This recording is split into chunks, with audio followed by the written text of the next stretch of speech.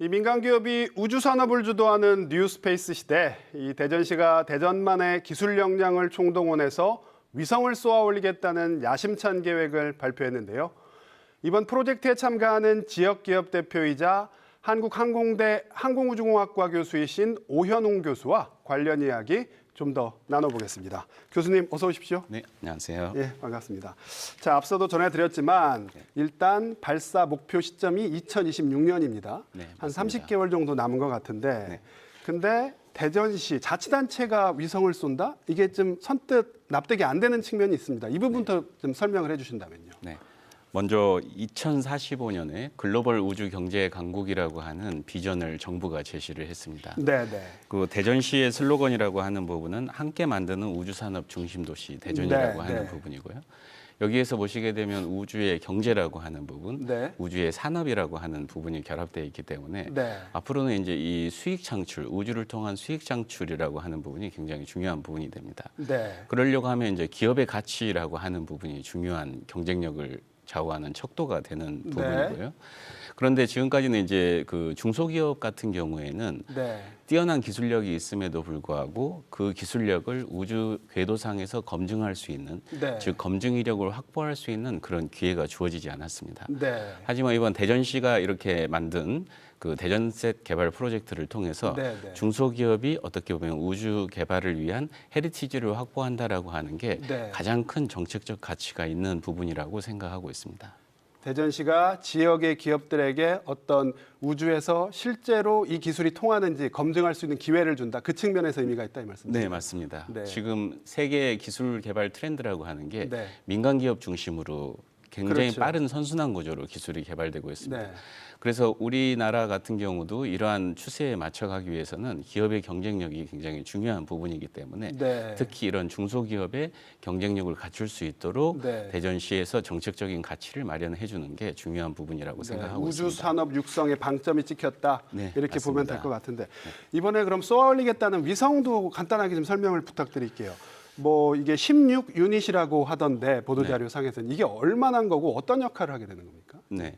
그 기본적으로 큐브 위성이라고 하는 건 기본 단위가 원유라고 하는 기본 단위로 네. 주어지게 됩니다. 그래서 원유라고 하는 건 크기가 10cm, 10cm, 10cm의 크기고요. 가로 세로 높이가 10cm. 네, 맞습니다. 네. 무게는 대략 한 1.3kg 정도. 네. 그래서 저희가 개발하는 위성은 16류의 큐브 위성이고 네. 그러다 보니까 전체 무게는 대략적으로 한 30kg 정도라고 30kg 보시면 될 것 안팎. 같습니다. 네. 그리고 저희 위성에는 광학 탑재체, 즉 광학 카메라가 탑재가 돼 있어서 네. 1m의 해상도를 갖는 광학 카메라로 네. 영상 획득이 가능한 시스템을 구축하고 있습니다. 그럼 대전시나 대전시 주변 사진을 찍어서 이렇게 보내주고 받고 할 수 있는 그런 역할을 하게 되는 거군요. 네, 맞습니다. 네. 그 대전시의 어떤 도시계획에 대한 진전도, 네. 그다음에 또 어떤 재난재해 상황에서 저희들이 여러 가지 영상 정보를 제공을 할 수 있고, 네. 또 두 번째 부가적 임무로서는 저희들이 이제 교육적, 문화적 가치를 창출할 수 있는 미션들을 제안을 하고 있습니다. 네. 이 부분은 이제 그 대전시라고 하는 부분이 우주 교육 인력 클러스터 사업의 네. 한 축을 맡고 있기 때문에 네. 초중고생이 위성에 대한 기본 교육을 받고 네. 그 위성 교육을 토대로 우주를 테마로 하는 네. 여러 가지 작품들을 본인들의 운동장에 만들고 네. 그것들을 위성 영상으로 촬영을 해서 그 경연을 펼치는 네. 그런 기획을 하고 있습니다. 우주상에서 그 관점으로 자신들의 작품을 볼 수 있다 이 말씀이시죠? 네, 맞습니다. 예. 말씀하신 것처럼 어떤 뭐 과학 도시의 상징성도 있고요. 또 네. 뭐 우주 산업을 육성한다는 측면에서도 의미 있는 프로젝트지만 네. 이게 사업비 54억 원 중에 한 36억 원 정도가 시민 세금 아닙니까? 네. 그러니까 이 프로젝트가 실효성이 있어야 될 것 같은데 네. 예. 그러기 위해서 좀 뭐랄까요? 경쟁력을 확보할 수 있는 방안? 이거 뭐가 좀 필요하다고 보십니까? 일단 경쟁력을 확보할 수 있는 방안에 있어서는 그동안에 이제 대전에 있는 그 중소기업들, 네. 우주 관련 중소기업들이 헤리티지를 확보할 수 있는 기회가 전혀 주어지지 않았습니다. 네.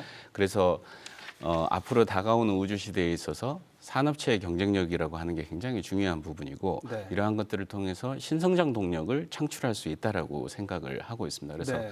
부가가치가 굉장히 높은 산업이 우주 산업이기 때문에 네. 이러한 헤리티지 확보를 통해서 중소기업의 경쟁력이 강화된다라고 하는 부분은 곧 대전시의 경쟁력이 강화할 수 있는 부분이라고 생각을 하고 있습니다. 네.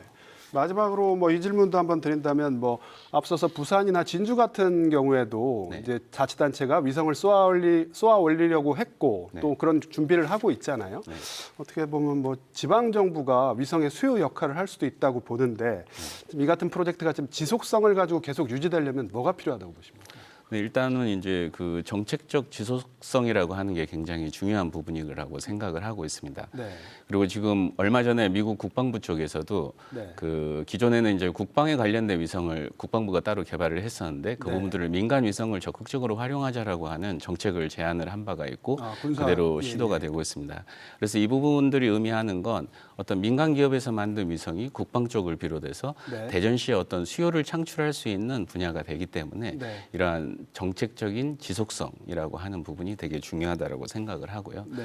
그다음에 이제 기술의 선순환 구조라고 하는 게 굉장히 중요하다고 생각하고 네. 있습니다.